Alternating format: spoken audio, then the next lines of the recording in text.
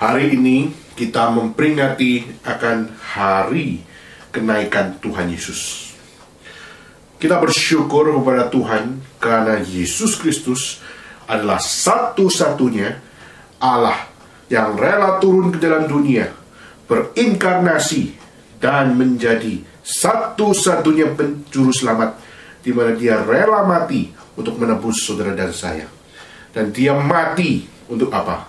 Dia mati untuk bangkit kembali. Dia mati untuk apa? Menyatakan kemenangan Kristus. Justru dia mati adalah untuk menyatakan bahwa satu-satunya mengalahkan maut cuma adalah hanya di dalam Kristus. Dan di situ kita melihat hari kebangkitan Tuhan Yesus menjadi satu hari yang penting, khususnya untuk menyatakan bahwa di saat semua pendiri agama mati, di saat semua orang-orang yang menyatakan sebagai tokoh-tokoh kepercayaan mati, maka Yesus Kristus satu-satunya yang bangkit dari kematian. Dan dari dia sebagai satu-satunya bangkit dari kematian, dan dia naik ke surga. Dan dia naik ke surga, yaitu dia kembali kepada Bapa, kembali kepada siapa yang mengutus dia. Dan dia kembali dengan satu janji, di mana dia menyatakan bahwa apa? Kembali kepada Allah adalah satu-satunya jalan, satu-satunya kebenaran, dan satu-satunya hidup yang kekal. Maka dia naik ke surga, menyatakan akan kepastian bahwa kembali kepada Tuhan, kembali kepada Allah adalah satu-satunya jalan keluar bagi saudara dan saya untuk menemukan our meaning of life.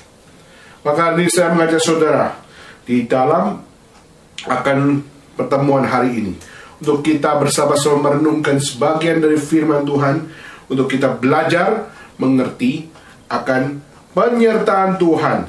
Apakah Tuhan sudah tidak menyertai kita lagi? Apakah pada saat dia naik ke surga, Tuhan sudah tidak lagi menyertai kita? Maka saya mengajak saudara kita membuka dalam dua bagian dalam Alkitab. Pertama kita membuka dalam Lukas pasal 25. Kita buka bersama-sama di dalam Lukas 25. Lukas 25 ayat 50 sampai 53. Lukas 25. Lukas 25 ayat 50 sampai ayat yang ke-53. Kita baca akan bagian ini.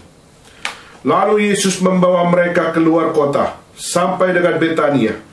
Di situ ia mengangkat tangannya dan memberkati mereka. Dan ketika ia sedang memberkati mereka, ia berpisah dari mereka dan terangkat ke surga. Mereka sujud menyembah kepadanya. Lalu mereka pulang ke Yerusalem dengan sangat bersukacita. Mereka senantiasa berada di dalam bait Allah dan memuliakan Allah. Lalu bagian kedua kita membuka dalam Kisah Para Rasul. Di dalam Kisah Para Rasul pasal yang pertama ayat 9 sampai ayat yang ke-14. Kisah Rasul pasal yang pertama ayat 9 sampai ayat yang ke-14. Sesudah ia mengatakan demikian, terangkatlah ia disaksikan oleh mereka, dan awan menutupnya dari pandangan mereka. Ketika mereka sedang menatap ke langit waktu dia naik, tiba-tiba berdirilah dua orang yang berpakaian putih dekat mereka, dan berkata kepada mereka, "Hai orang-orang Galilea, mengapakah kamu berdiri melihat ke langit Yesus ini, yang terangkat ke surga, meninggalkan kamu, akan datang kembali dengan cara yang sama seperti kamu melihat dia naik ke surga." Maka kembalilah rasul-rasul itu ke Yerusalem dari bukit yang disebut Bukit Zaitun, yang hanya seperjalanan sabat jauhnya dari Yerusalem. Sesudah mereka tiba di kota, naiklah mereka ke ruang atas tempat mereka menumpang. Mereka itu ialah Petrus dan Yohanes, Yakobus dan Andreas, Filipus dan Thomas, Bartolomeus dan Matius, Yakobus bin Alfeus, dan Simon orang Selot, dan Yudas bin Yakobus. Mereka semua bertekun dengan sehati dalam doa bersama-sama dengan beberapa perempuan serta Maria, ibu Yesus, dan dengan saudara-saudara Yesus. Saudara, pada saat di dalam hari kenaikan Tuhan Yesus, kita bersama-sama akan coba untuk belajar tentang satu hal, bagaimana kita melihat signifikansi kenaikan Tuhan Yesus dengan kehidupan kita sebagai orang Kristen. Apa yang menjadi satu relevansi antara kenaikan Tuhan Yesus dengan kehidupan kita sebagai orang-orang reform.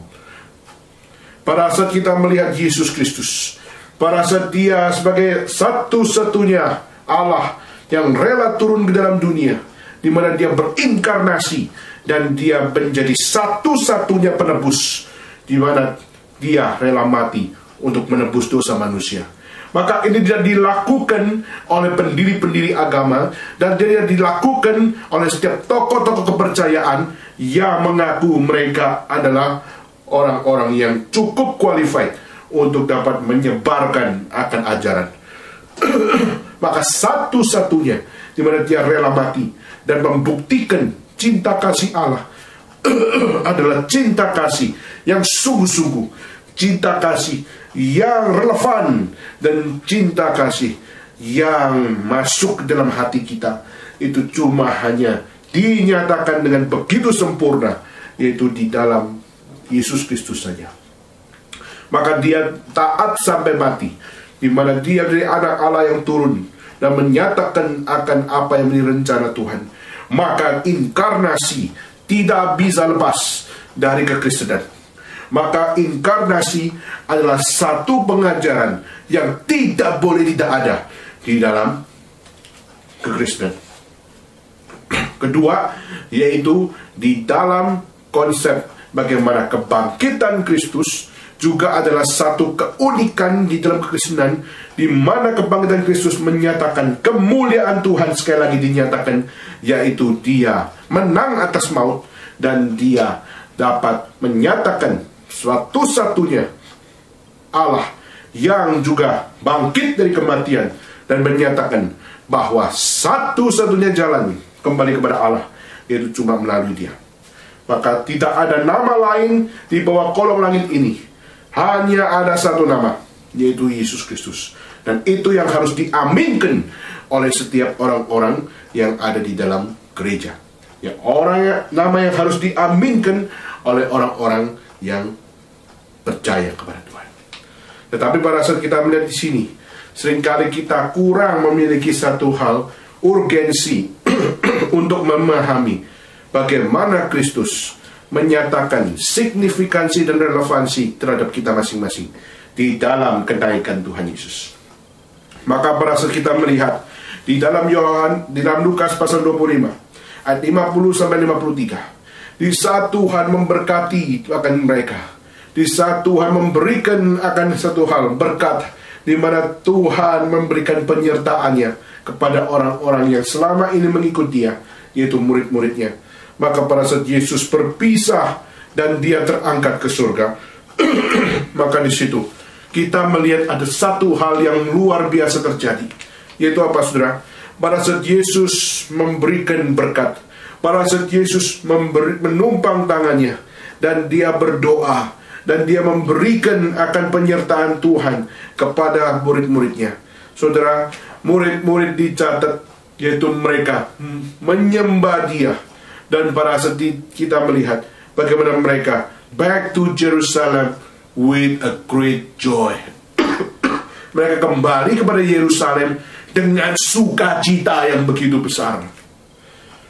Saudara, ini menarik, saudara.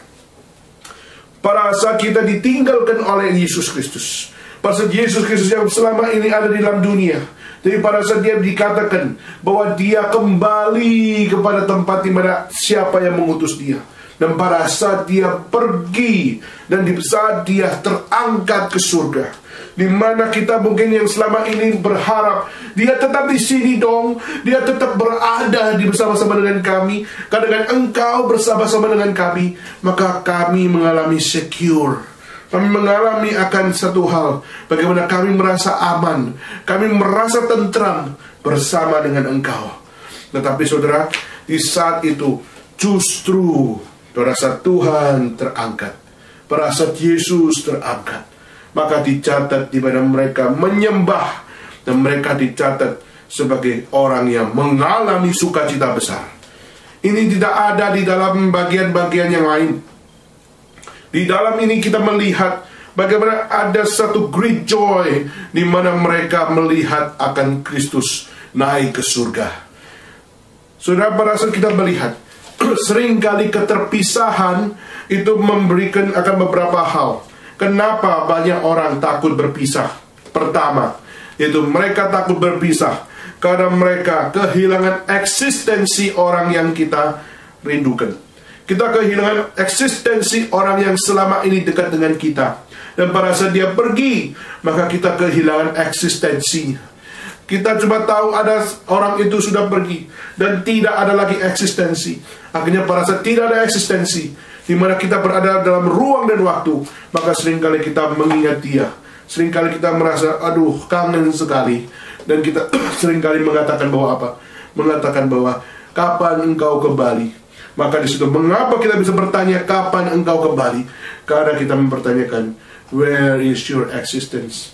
Di manakah eksistensimu? Aku tahu kau ada, tapi di manakah engkau sekarang? Apakah engkau ada di depan mataku sekarang? Saudara, pada saat kita mengalami keterpisahan, maka hal yang pertama yaitu kita mengharapkan eksistensi orang tersebut ada bersama dengan kami. Tapi pada saat engkau pergi, eksistensi orang itu hilang, maka aku merindukannya, maka aku mengharapkan dia kembali. Sudah, itu hal yang pertama. Seringkali orang di dalam keterpisahan merindukannya. Kedua, yaitu pada saat kita berpisah dengan orang yang kita ini, maka pada saat kita melihat di situ kedua, yaitu kita mengalami emptiness. Kita mengalami kekosongan. Selama ini kita memiliki satu relasi, seringkali kita memiliki akan satu hubungan, tapi pada saat di dalam waktu yang tertentu di mana kita harus berpisah, maka seringkali kita ada kekosongan di dalam hati. Terus seringkali ada satu hal, something missing di dalam diri saya. Dan seringkali kita berkata bahwa apa? Seringkali kita berkata, aku adalah orang yang paling lonely dalam dunia ini. Kenapa? Karena tidak ada orang itu. Karena tidak ada akan satu hal, isi atau ada volume di dalam diri saya. Ketiga, keterpisahan seringkali membuat kita melihat bagaimana ada satu jarak yang memisahkan, ada satu waktu yang memisahkan, sehingga kita tidak bisa satu di dalam satu tempat, kita bisa di dalam satu ruang, kita tidak bisa di dalam satu waktu, maka karena kita dipisahkan. Maka pada saat kita dipisahkan dalam ruang, kita dipisahkan dalam waktu, dan kita dipisahkan dengan jarak, itu seringkali menjadi satu keterpisahan yang memberikan akan satu beban buat kita. Seringkali long distance menjadikan akan satu problem, salah satu problem, bagaimana seringkali hubungan kita dengan manusia mengalami begitu banyak akan kesusahan.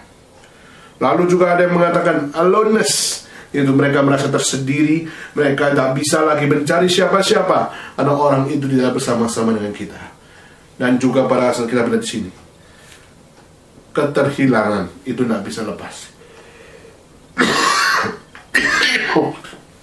Maka di saat kita melihat Yesus Kristus, pada saat dia berpisah dengan murid-murid, justru mungkin murid-murid akan mempertanyakan, how's about us?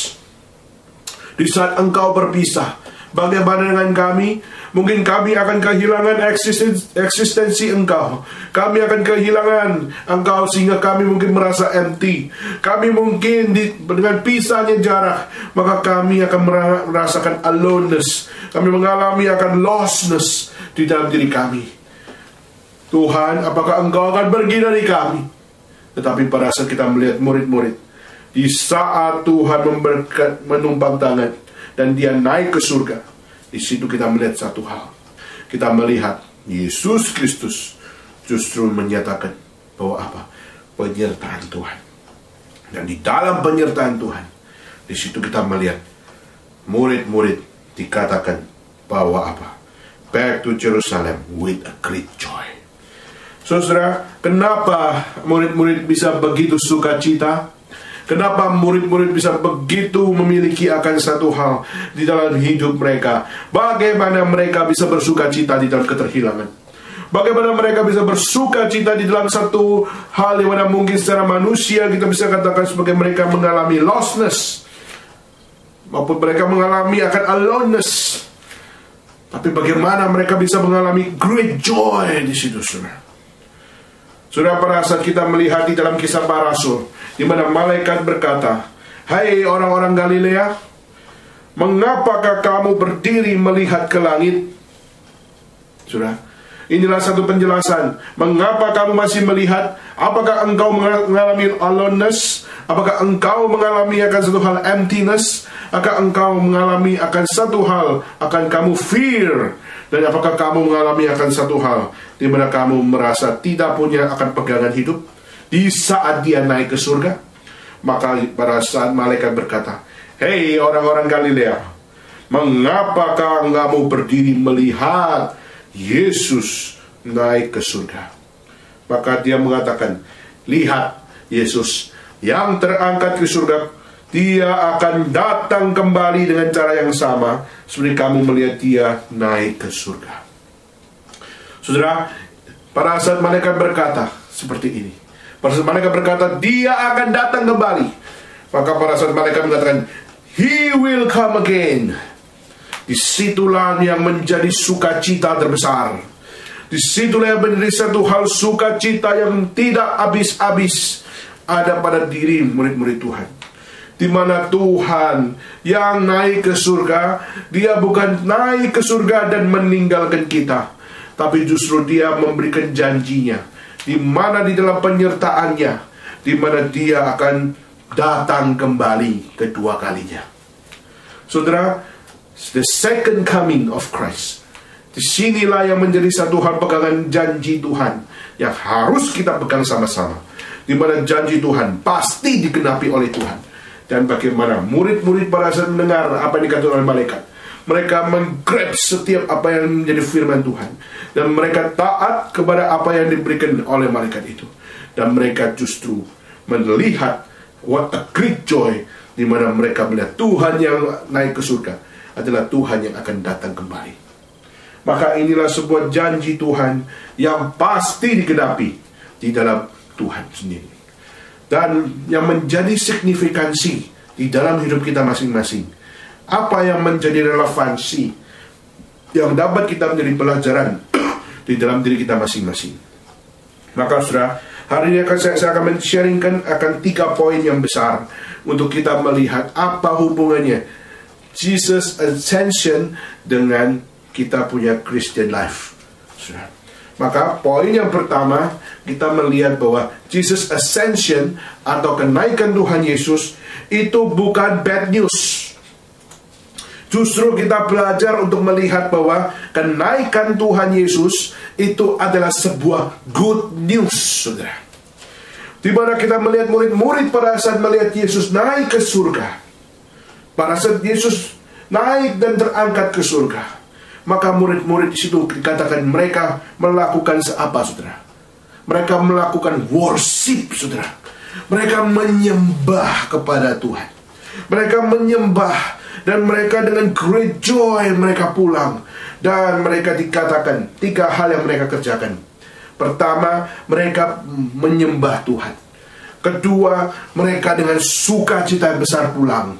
Dan mereka ketiga, dengan taat mereka sehati berdoa untuk menunggu janji Tuhan. Menunggu janji Tuhan dalam apa? Janji Tuhan bahwa Tuhan berjanji akan mengirimkan roh penghibur, dan itu mereka tunggu di bait Allah. Mereka tunggu di Yerusalem. Mereka tunggu di dalam akan tanah di mana Tuhan berjanji. Tunggulah di Yerusalem, di mana roh penghibur, roh yang akan kukirim akan menyertai engkau.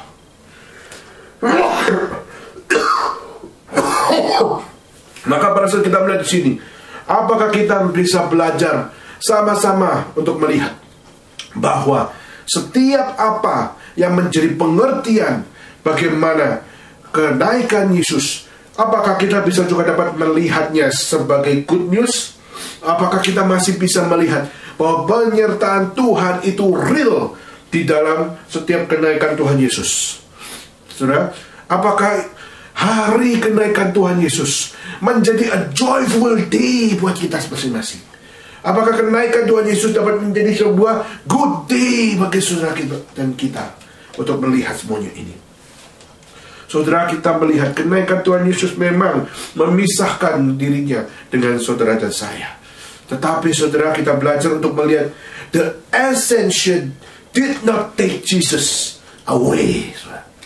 Justru kenaikan Tuhan Yesus itu bukannya memisahkan Yesus dengan kita, tetapi justru dia membawa akan satu hal. He bring heaven near.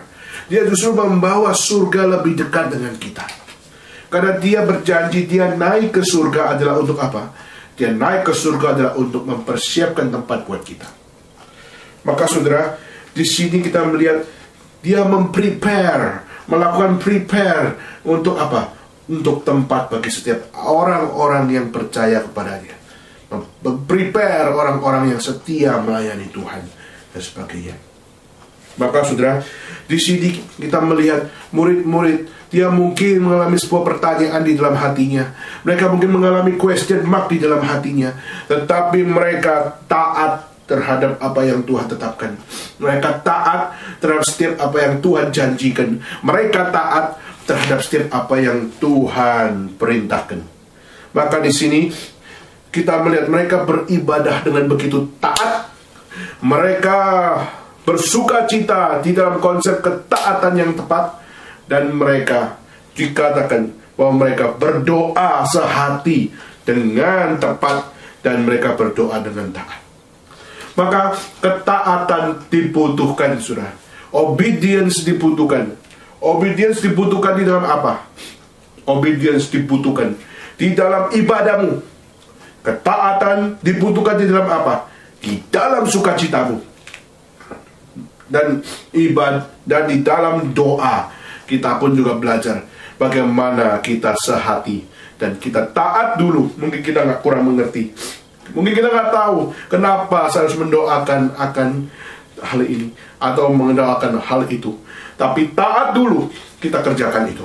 Karena jika kita taat dulu, maka kita masih punya masa depan. Kita masih punya akan satu hal. Ketaatan mengajar kita untuk apa? Ketaatan mengajar kita untuk menyadari bahwa aku nggak bisa bersandar kepada diriku, tapi aku belajar bersandar kepada Tuhanku. Dan itulah ketaatan, obedience yang harus kita kerjakan. Sudah banyak hal kita kurang mengerti. Seringkali rencana Tuhan, kehendak Tuhan, apa sih yang Tuhan mau? Seringkali kita kurang tahu.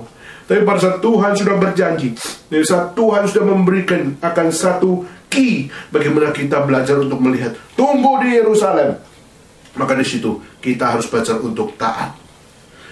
Mungkin kita nggak ngerti kenapa saya harus tunggu Yerusalem. Lalu mereka pada saat Yesus berjanji mengatakan bahwa tunggulah, ada roh yang akan memimpin engkau. Maka mereka tahu roh apa itu? I don't know. Tapi justru mereka taat. Dan mereka dengan sukacita sadar bahwa Tuhan akan datang kembali. Dan itu yang mereka pegang habis. Dan mereka percaya bahwa Tuhan tidak pernah meninggalkan mereka. Tapi justru Tuhan berjanji. Dan Tuhan memberikan akan satu hal.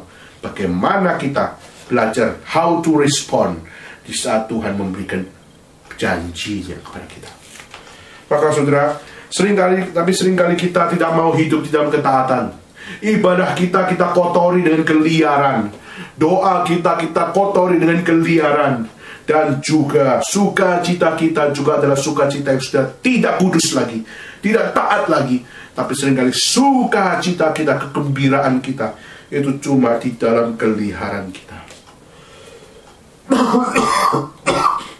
Maka pada saat kita melihat murid-murid dicatat, pada saat mereka menyembah Tuhan, lalu dicatat mereka pulang dengan sukacita, dan mereka dicatat berada di bait suci, dan mereka di situ taat perintah Allah.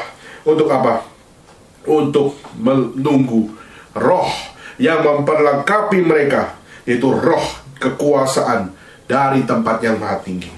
Maka di sini kita melihat banyak hal kita tidak tahu, tetapi kita belajar taati Allah, kita belajar tetap memuliakan Allah, dan di situ maka kita akan belajar untuk melihat bahwa menaati perintah Allah adalah satu hal. Bagaimana kita belajar untuk mencicipi akan setiap penyertaan Tuhan. Di saat kita taat dulu, maka di situ kita sedang belajar menikmati penyertaan Tuhan. Dan dicatat dalam Alkitab, mereka di situ senantiasa berada di bait Allah, di mana mereka merenungkan kitab suci, dan mereka berdoa sehati, dan mereka dicatat mereka memuliakan Allah. Maka mereka mengintrospeksi dengan firman Tuhan. Mereka semakin mendekatkan diri dengan Tuhan. Mereka dengan berdoa dengan Tuhan, dan mereka dicatat mereka memuliakan Tuhan. Meskipun mungkin ada question mark, mereka tidak tahu, tetapi mereka justru mengerjakan itu. Maka sudah, mereka dipersiapkan untuk menjadi apa? Mereka dipersiapkan untuk menjadi saksi Kristus. Dengan apa? Dengan adanya pekerjaan Roh Kudus, di mana Roh Kudus yang dijanjikan, yang dimana mereka akan menjadi saksi Kristus, bukan sembarangan saksi Kristus, tapi mereka dicatat di mana mereka diberikan akan kekuasaan dari tempat yang maha tinggi, dan di situ adalah Roh Kudus yang turun dan memberikan kekuatan bagi mereka, memberikan konfirmasi dan memberikan satu penyertaan Tuhan, bagaimana mereka dapat menjadi saksi Kristus yang sungguh-sungguh untuk Tuhan. Maka di sini kita melihat hal yang pertama, bagaimana kenaikan Tuhan Yesus itu bukan sebuah bad news, tapi justru kenaikan Tuhan Yesus itu adalah sebuah good news. Apakah saudara melihat itu sebagai good news?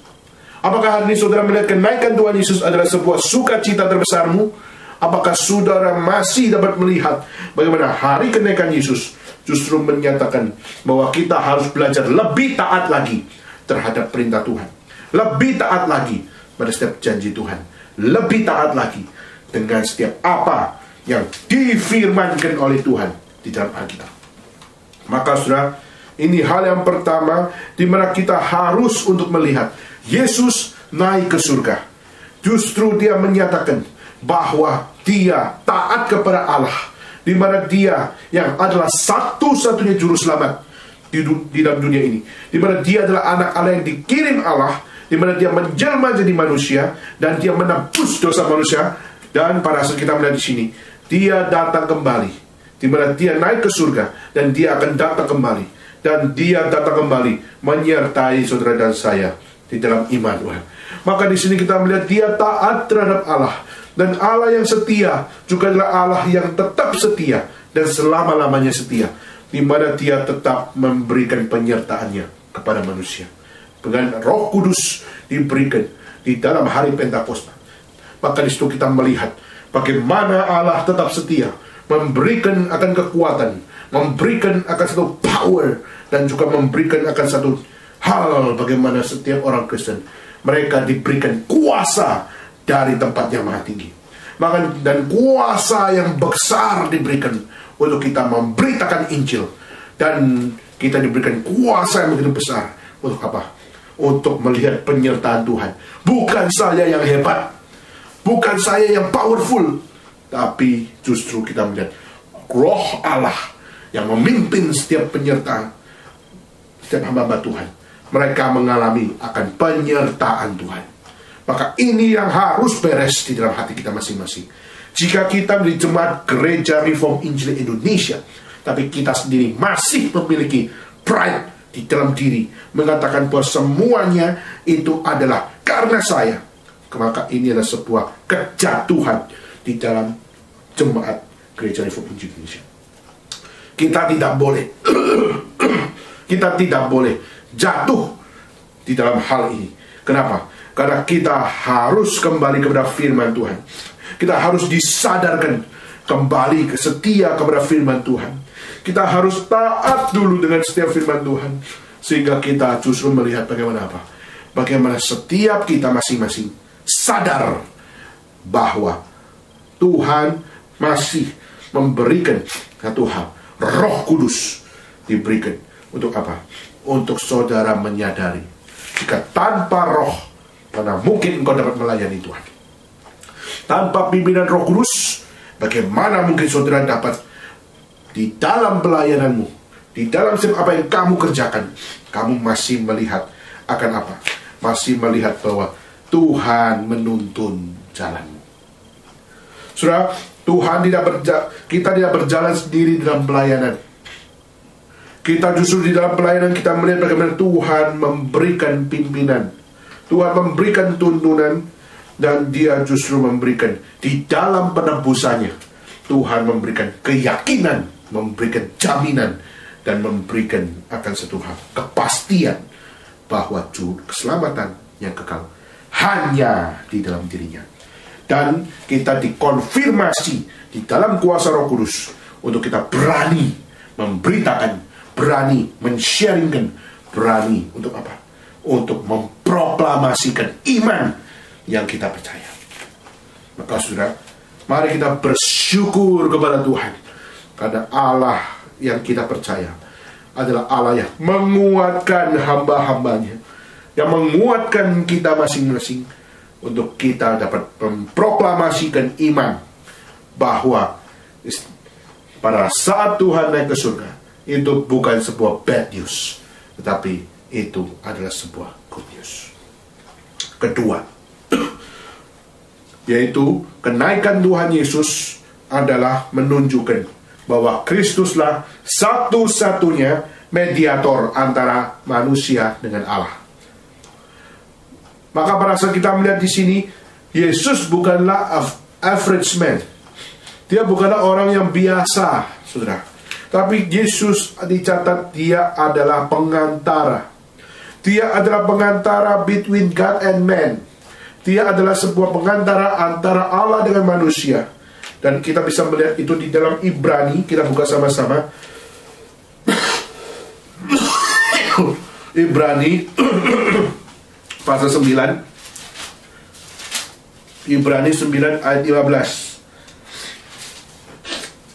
Ibrani 9 ayat 15. Karena itu Ia adalah pengantara dari suatu perjanjian yang baru, supaya mereka yang telah terpanggil dapat menerima bagian kekal yang dijanjikan.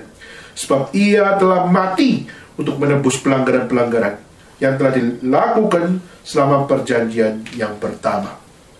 Maka di sini Yesus jelas Dia adalah bukan average man, tapi Dia adalah pengantara antara Allah dengan manusia, di mana ada satu hal, di mana Dia datang untuk menebus dosa manusia, pelanggaran-pelanggaran manusia, dan Dia memberikan satu hal, satu perjanjian yang baru, supaya mereka yang telah terpanggil menerima hidup yang kekal. Maka inilah salah satu penyertaan Tuhan. Jika Kristus tidak menjadi pengantara, maka jika Kristus tidak menjadi penebus, maka jika Dia tidak mati untuk saudara dan saya, adakah keselamatan di dalam hidup kita masing-masing? Apakah ada hidup kekal di dalam diri kita masing-masing? Apakah ada heaven di dalam hidup kita masing-masing?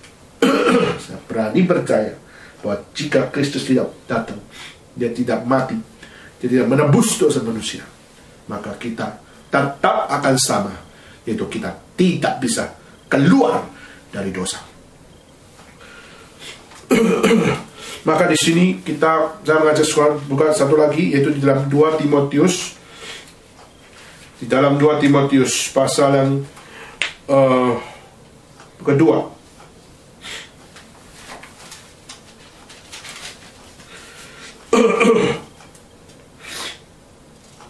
Sorry, 1 Timotius pasal yang kedua. 1 Timotius pasal yang kedua, ayat yang kelima. Dikatakan, karena Allah itu Esa, dan Esa pula Dia yang menjadi pengantara antara Allah dan manusia, yaitu manusia Kristus Yesus. Maka di sini kita jelas dua konfirmasi dalam dua ayat ini, bahwa Christ as mediator between God and man, dan itulah the one and only mediator. Saudara, di sini kita melihat Kristus Dia adalah mediator di mana Allah yang suci dengan manusia yang sudah berdosa. Maka dua posisi yang sudah bertolak belakang ini, Kristus menjadi pengantara. Pengantara bagaimana orang berdosa dapat dipersatukan kembali, mengalami fellowship bersama dengan Tuhan, mengalami fellowship with Christ, untuk mereka dapat bertemu dengan satu hal, knowledge of God, bertemu dengan pengetahuan Allah yang suci. Dan di saat mereka di dalam Kristus, mereka baru dapat menemukan pengetahuan Allah yang suci. Hanya dalam Kristus mereka dapat menemukan mengenal atribut Allah yang suci. Di dalam Kristus mereka dapat menemukan janji Allah yang suci. Dan di dalam Kristus mereka dapat menemukan firman yang suci di dalam diri Kristus.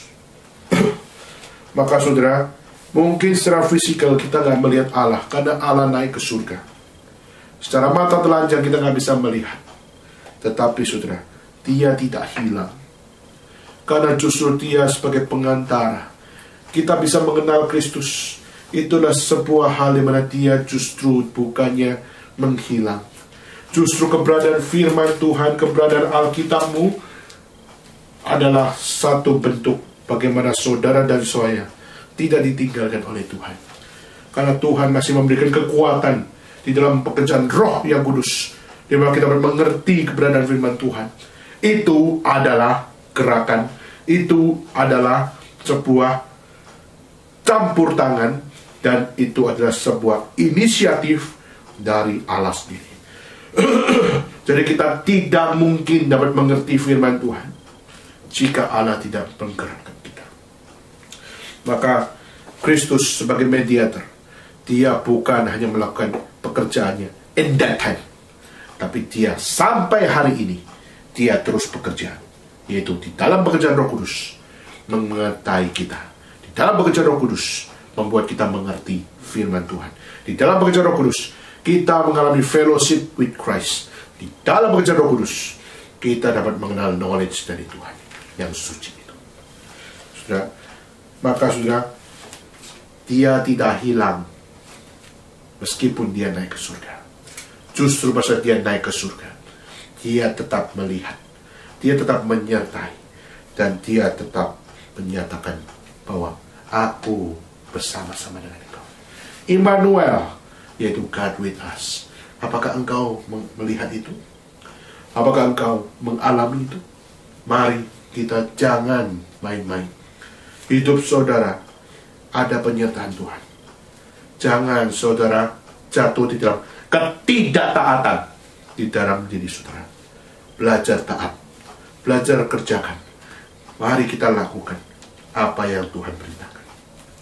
Ketiga, yaitu Kristus, kenaikan Kristus adalah penggenapan janji Tuhan. Di mana pada saat kita melihat Yesus sebagai wahyu khusus, di mana dia adalah yang dinyatakan oleh Tuhan di dalam satu nubuat Mesias dari perjanjian lama, di mana akan ada dari keturunan perempuan ini, di mana akan ada yang meremukkan akan tulang dari ular, atau meremukkan akan kuasa kegelapan, dan itu digenapi di dalam Yesus Kristus. Dan pada saat dia justru dari nubuat dari Kejadian sampai akhirnya kita melihat perjanjian baru digenapi di dalam Kristus Yesus, maka dia menjadi special revelation, di mana firman itu menjadi daging, dan firman itu berada di dalamnya, dan firman itu bersama-sama dengan Tuhan, dan firman itu juga bersama-sama dengan manusia, dan firman itu menjadi wahyu khusus, di mana tidak ada yang dapat membuat kita mengerti tentang Tuhan dan dapat mengerti apa yang kita kerjakan dalam hidup dalam dunia ini jika tidak kembali kepada special revelation. Maka special revelation adalah hal yang harus kita mengerti. Jika kita tidak bisa melihat wahyu umum di dalam pengertian wahyu khusus, maka saya tidak mungkin bisa mengerti apa yang berada di balik wahyu umum. Karena wahyu khusus adalah satu-satunya wahyu yang dapat membukakan misteri di balik setiap apa yang ada di dalam wahyu umum.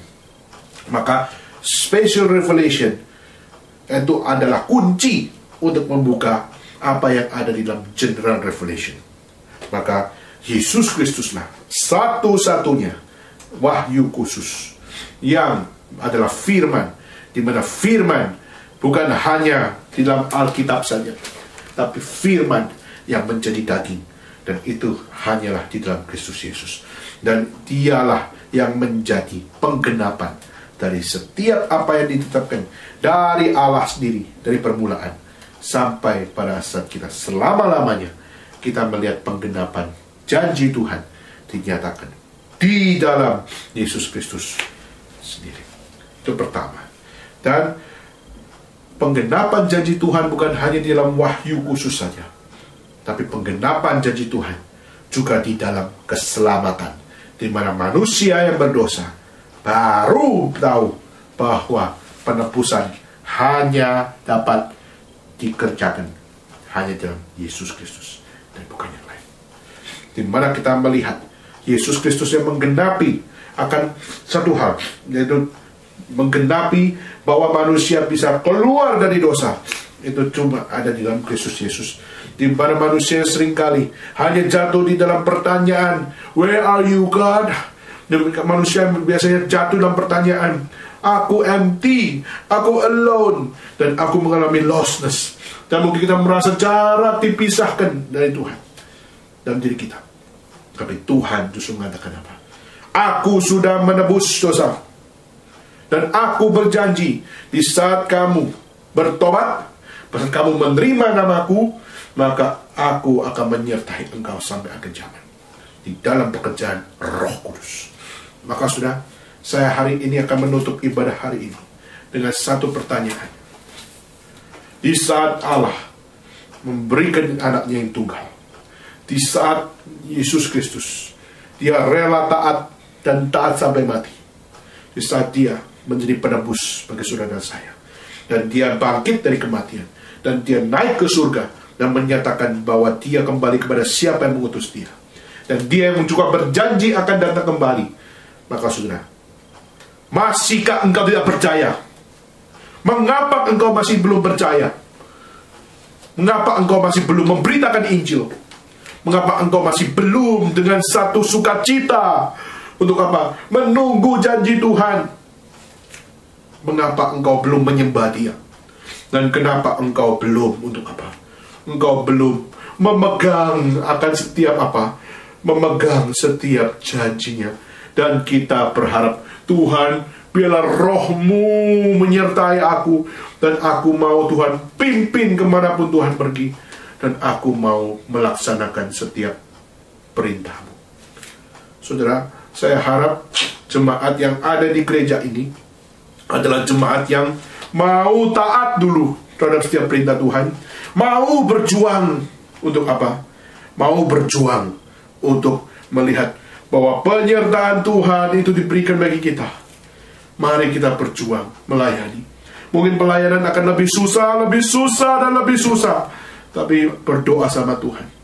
Tuhan, biarlah Engkau yang berjanji, roh yang diberikan bagi setiap anak-anak-Mu adalah roh yang menghidupkan kami, roh yang membangkitkan kami, roh yang membawa kami gentar, karena kami tidak boleh melayani dengan sembarangan, tapi kami harus melayani dengan suci, dengan kudus, tidak main-main, dan melayani untuk kemuliaan nama Tuhan.